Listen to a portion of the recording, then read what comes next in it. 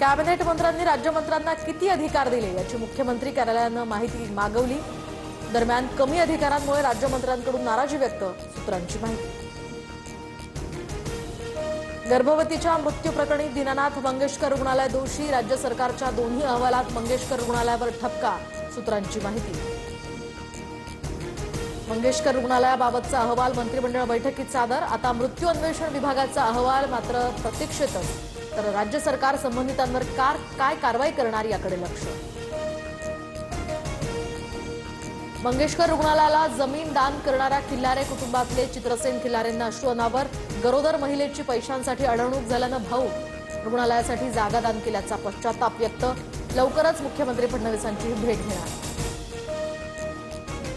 कृषी मंत्र्यांनी आता तरी शहाणपणानं वागावं, अजितदादांनी अशा माणसांना मंत्रिमंडळात घ्यायला नको होतं, राजू शेट्टींचा माणिकराव कोकाटेंवर निशाणा।